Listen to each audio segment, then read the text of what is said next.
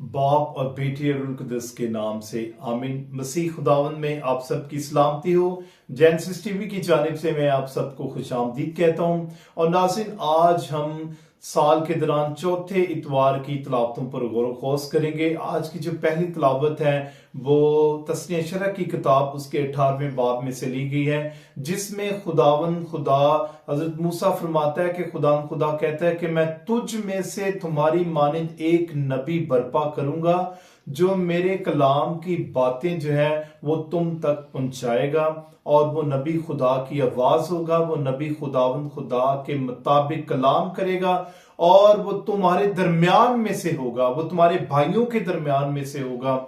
और नाज़रीन, ये वो कलाम है जो खुदा यसु मसीह पर पूरा उतरता है, जो खुदा ने इस बनी इस्राएल कौम में से खुदा यसु मसीह को यहूदा के कबीले में से, दाऊद के घराने में से खुदा यसु मसीह को इस्राएल कौम में बर्पा किया। और वो खुदा के कलाम की बातों को जो है वो बनी इस्राएल कौम तक पहुंचाता है और उनको उन तमाम चीजों से आगाह करता है जो खुदा की तरफ से इसराइल कौम की सलाह के लिए, इसराइल कौम की दुरुस्तगी के लिए जो है वो बयान की गई है। जबकि आज की जो दूसरी तलावत है वो करंथियों के नाम खत उसके पहला खत और उसके 7वें बाब में से ली गई है, जिसमें मुकद्दस पालूस रसूल फरमाता है कि अगर तुम बिन ब्याहे हो, यानी अगर तुमने ब्याह नहीं किया, बिन ब्याह जो है वो ज्यादा अच्छे तरीके से खुदा के घर की, कलीसिया के लोगों की खिदमत कर सकता है। जबकि एक ब्याह हुआ शख्स जो है या एक ब्याह हुई औरत जो है वो ज्यादा जो है अपने घराने की तरफ उसकी तवज्जो होती है, अपने खानदान की तरफ, अपने बच्चों की तरफ तवज्जो होती है, और वो अपने शौहर को या जो शौहर है वो अपनी बीवी को खुश करने में जो है वो ज्यादा वक्त लगाता है। जबकि अगर एक बिन ब्याह शख्स है वो ज्यादा खुदा की तरफ रजू लाता है। मुकद्दस पालूस रसूल के ये कहने का मकसद ये है कि हमें ज्यादा जो है टाइम खुदा को देना है, हमें ज्यादा टाइम खुदा के कलाम को देना है, खुदा के लोगों को देना है, ताकि खुदा की बादशाह जो है वो इस दुनिया में अच्छे तरीके से फैल सके, ताकि खुदा का कलाम अच्छे तरीके से जो है वो लोगों तक पहुंच सके। मुकद्दस पालूस रसूल इस बात की नफी नहीं करता कि हमें शादी नहीं करनी चाहिए या हमें ब्याह नहीं करना चाहिए, बल्कि वो इस बात को एक दुनियावी एक सोच और फिक्र को बयान करता है कि जो ब्याह हुआ शख्स होता है उसको बीवी बच्चों, उनके खाने पीने की, उनकी रहाइश की, उनकी जरूरियात की फिक्र होती है। जबकि एक जिसने अपनी जिंदगी को मुकम्मल तौर पर खुदा के लिए वक्फ किया होता है वो ज्यादा मुकद्दस पालूस की तरह, रसूलों की तरह, जिन्होंने जो है अपने आप को खुदा के लिए वक्फ किया और दुनिया के कोने कोने तक वो अंजील की बिशारत करते रहे।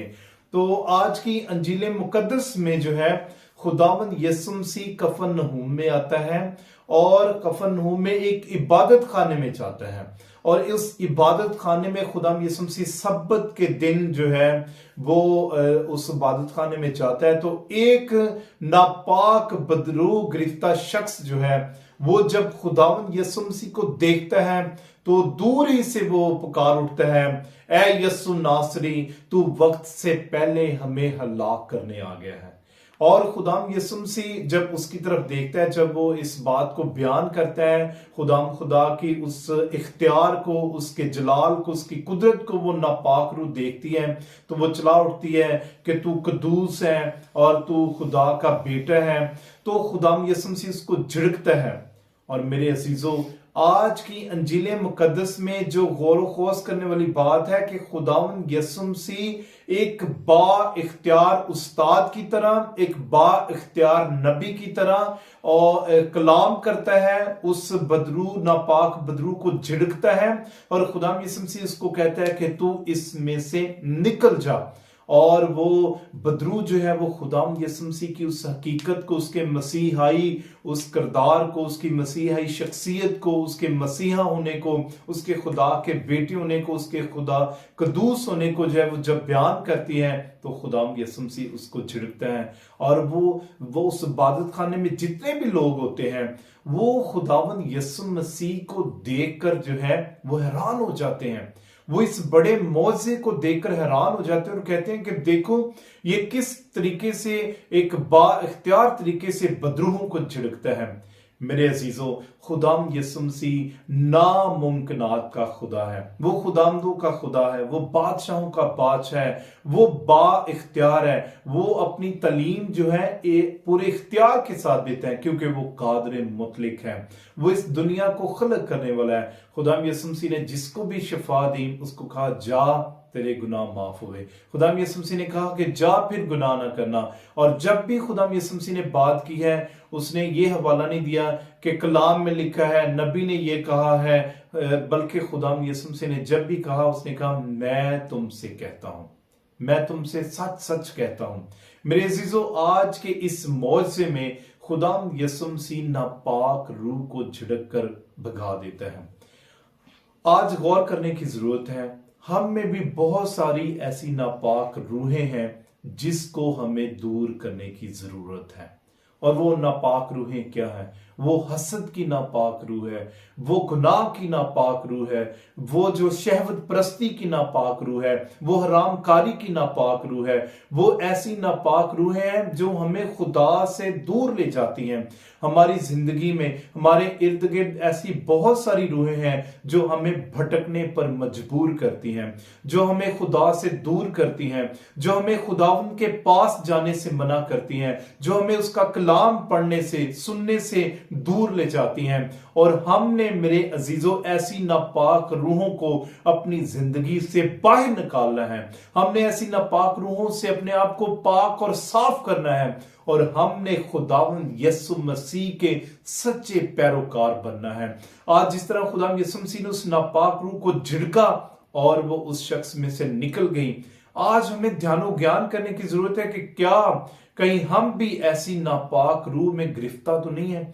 कहीं हम भी शहवत प्रस्ती, बुत प्रस्ती, अना प्रस्ती और हसद, लालच, गुरूर और घमंड की ऐसी नापाक रूहों में तो नहीं गिरफ्तार? हमें ऐसी नापाक रूहों को भगाने की जरूरत है ताकि हम पाकीज़गी के साथ खुदावंद खुदा की हजूरी में आ सकें। जिस तरह रसूल जब उन्होंने खुदाम यसुम मसीह के पीछे चले तो उन्होंने मुकम्मल तौर पर अपने आप को खुदावन के लिए वक्फ किया।